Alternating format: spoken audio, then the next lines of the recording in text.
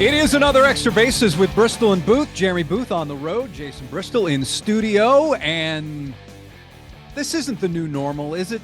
Is it, Jeremy? This isn't the new normal. We have so much cool stuff that I cannot wait to unleash or show you. At some point, you got to be back with us here in the studio. Some point. I'd like to get home, Jason. Okay. All right. All right. I'd like to, I'd like to get back. I promise you, it's not personal. I'd love to get back and be in studio with you and a lot of other things in Houston, Texas. So, it is what it is. I find myself sitting here looking out at the bay, to be honest with you, in San Francisco today, and I am catching a flight this afternoon. For those of you that want to do the flight tracker, I'm catching that stuff home, and yeah, should be back in the H tomorrow for a day. For a day. Anyhow, it'll be interesting to see how much longer Forrest Whitley has in Houston. Once the top pitching prospect in all of baseball, Forrest Whitley has been DFA'd by the Astros to make place or make room for Brandon Walter, a left-handed pitcher who pitched well on Sunday against the Cleveland Guardians. My first question, Jeremy, if you are, say, the Marlins or the Pirates or the Rockies, would you put a claim in on Forrest Whitley, knowing that he is a reliever now and probably not a starter? First of all, he was always a reliever for me. And so I understand that he's got the equipment to be a starter. There's no question about that. Yeah, I mean, if I'm those clubs, I'm doing whatever I have to. Give me everybody that's possible. You're on the waiver wire, let's go. You're on the wire, let's go. You're on the authority press because I need something. The Rockies have they won 10 games yet? They have, right? I think 12, so. somewhere. Yeah. So I mean, the Rockies and the Marlins would be the obvious ones. I'm not saying that to be cute. I'm just saying that because of the state of the big league club, it is what it is. So I go, if I'm those guys, I'm putting a claim in quickly to find some kind of help. Look, Forrest Whitley at the time they took him wasn't a bad pick. He wasn't a bad pick. He had a great arm. Where they missed on Forrest Whitley was clearly between the ears. That's what you need scouts for. And at the time they drafted him, they didn't believe in scouts. They just didn't. So, Jeff thought he was smarter than everybody else, and that's what they did. Now, they took Forrest Whitley, for those of you that don't know, and I'm not, again, clearly the arm is what it is. I'm not killing that. They took Forrest Whitley, by and large, the final decision was made on TrackMan data out of a workout, for those of you that don't know that story. And so, how's that go? It's a cautionary tale, right? Seth Beer, who they took, I think that was 18, right? Whitley was 17, correct? 16. 16. And Bukauskas was 17. Is that right? Okay. So, Bukauskas and Beer were both guys that went to college early. They were both guys who, I'm tying this back to the Whitley story to see how you can kind of bottle that era of time. One which, by the way, Jason, seems oddly prescient, back then. And, I don't know, maybe we had an idea, maybe. Bo Naylor's doing okay. He's in the big leagues, catcher, premium position. Anyway, moving on. Back to Forrest Whitley. So when you look at how they selected guys, the process wasn't very good, and that's the results.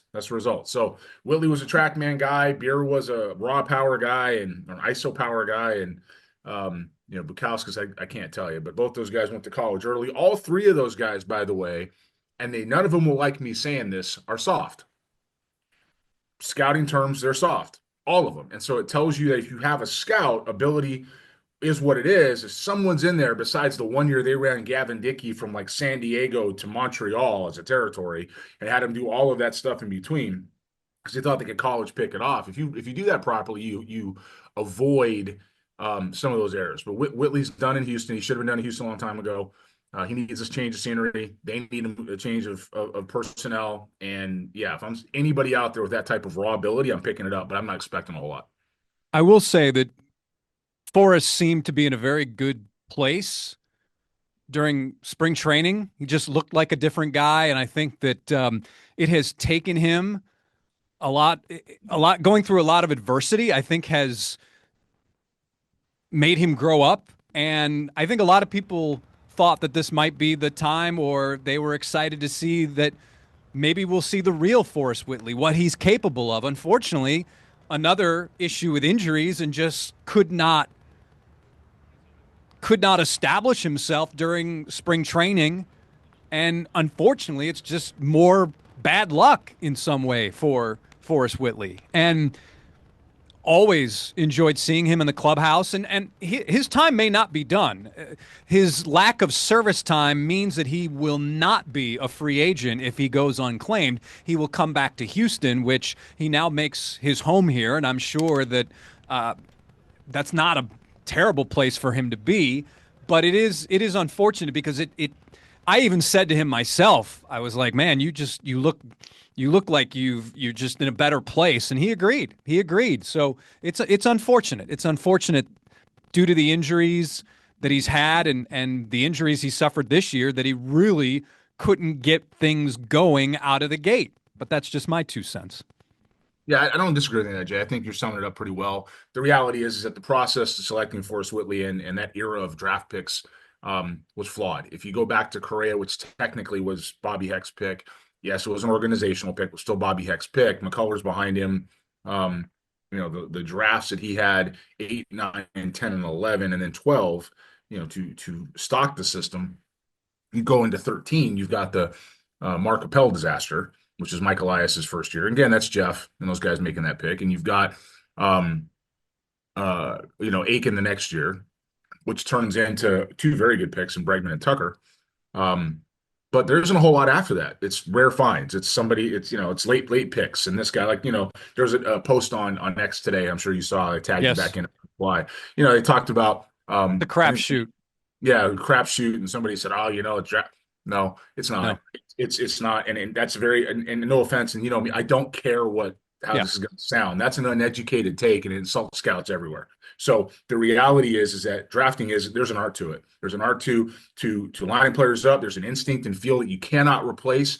And I'm getting a little bit passionate about that because even though I'm not working for a club anymore, regardless of opportunity or want, which both of them, one's there and one isn't. So when you put that stuff together, opportunity I've had plenty of. Want I don't want. I like my life and I like what I'm doing. So when it comes to tying that together, I can say what others won't. And I will tell anybody who decides to demean the scouting community as a whole, whether I like a certain human being in that industry or not, whether I get a lot of hate from some guys that's behind these fake avatars. And I don't really care about any of it because I probably not going to like the person that's doing it. But you know what? I'll defend the job. And the job is very tough to do.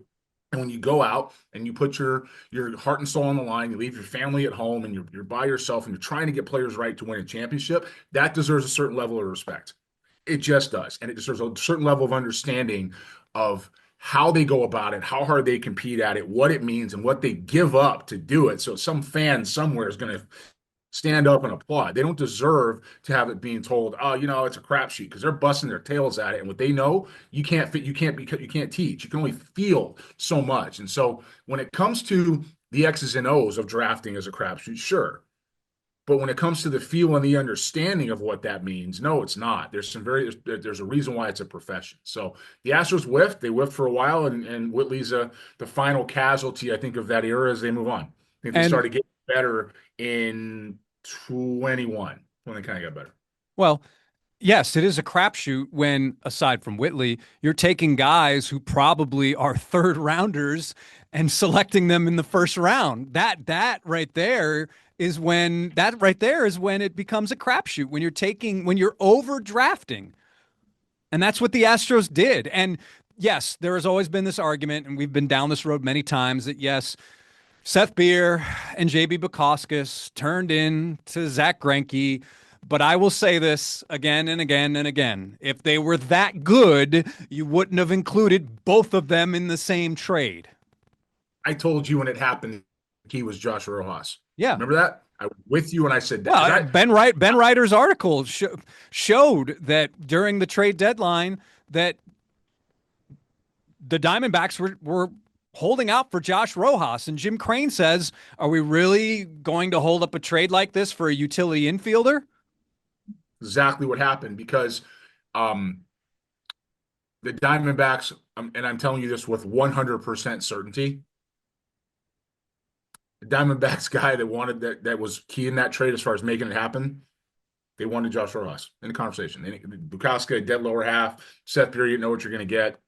That's how it worked out. And they got Josh Rojas, and he's been the better player. So in the conversation, Diamondbacks got what they wanted. The Astros era on that drafting, you can officially close as far as Houston's concerned, and let's turn the page. Should we do the automated ball strike challenge system or the biggest surprises in Major League Baseball right now? Go biggest surprises. Biggest surprises. Bigger surprise for you this season. Is it Pete Crow-Armstrong or Jeremy Peña? Which is a bigger surprise? Pete Crow-Armstrong, because the only surprise with Jeremy Peña is that they moved him up in the lineup, that they got out of their own way. Okay. But as far as like Pete Crow-Armstrong, he had all the tools in the world or whether I was going to come together. Now, funny thing about PCA is that he was drafted by a young Mark Shermuda in New York, and Tram don't miss very often. So if Tram likes him, even if I wasn't on it like that, you got to go with it. It's one of those things where, hey, Tram, you like him, I'm with you. Let's go. Because he's, he does the same with me on players too. Who do you like? Let's ride. And so when it comes to where he's at, he loved him. Armstrong's come together, change the scenery again, different environment, chance to kind of grow into himself, better situation with the Cubs now than it was with the Mets for him. And this is what you're seeing. So good for him. And he's been only a surprise that it's come together the way it has, as aggressively as it has this year. How's this for a surprise? Cal Raleigh has a higher offensive WAR than Shohei Ohtani. That was not on my bingo card, Jason. What are your impressions of what Cal Raleigh's doing? Certainly a guy plays a premium position, but to have 26 homers and a 1035 OPS in 230 some odd at bats. Yowzers. I think he and Rodriguez, who has to be, are keys to a very good young Mariners club for a while. Ownership's going to have to augment this club somewhere in ways they don't want to up there, and that means they have to pay a little bit. They also have some trade depth, and especially behind the plate, right? They got some trade depth and some other options in the minor leagues that could bring players back, and I think they can use it. Jerry DiPoto, if the one thing we know he can do is make a trade, right? We know he can do that. So when it comes to his evaluation, right, wrong, or otherwise, he's going to be looking for ways to upgrade his club. And then John Stanton's got to give them some money. Just has to give them a little bit of money to go sign some guys. And the city of Seattle, as much as anybody in Houston's going to hate this, having spent a significant amount of time in Seattle, they deserve a winner. Fans are tough. They're hard to deal with sometimes, but it's also a great city. I was fortunate enough to go back for the All-Star game, and I wasn't in Seattle all that long. I was a scout. I was a cross-checker. I did some stuff there. I spent some time in the city.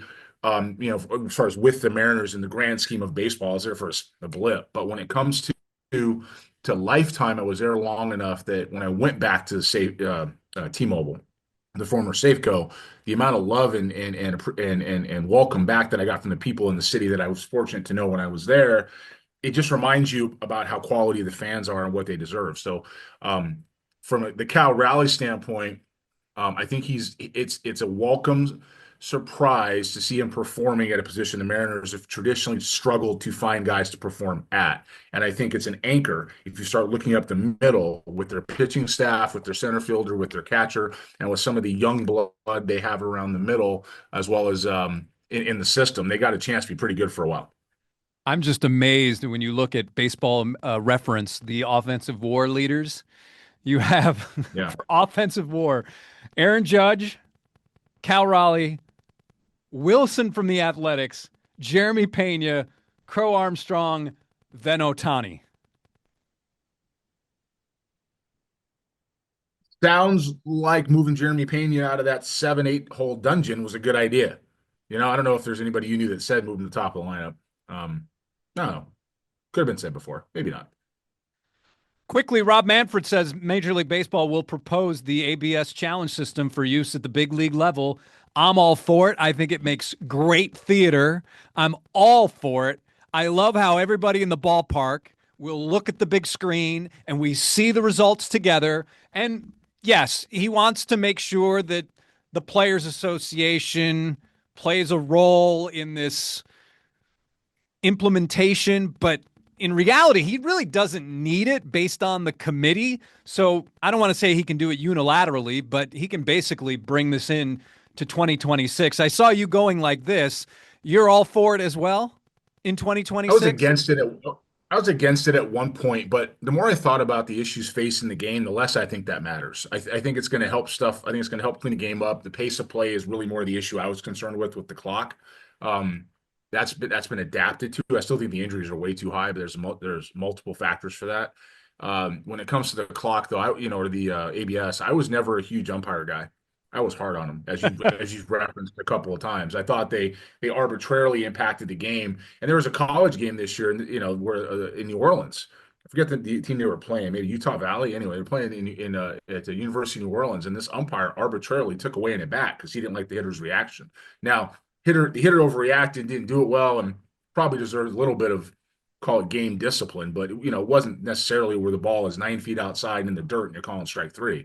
And if umpires can impact that, the ABS won't let them do it, right? So for me, I think that's I think those are the things I look at where I say this is in play. It's not for the good umpires; it's for the guys who try to penalize others or the guys that are just terrible. That it cleans it up and moves the game forward a little bit. It also is designed, no matter what they tell you, to bring offense back into the game without having to adjust the swing path.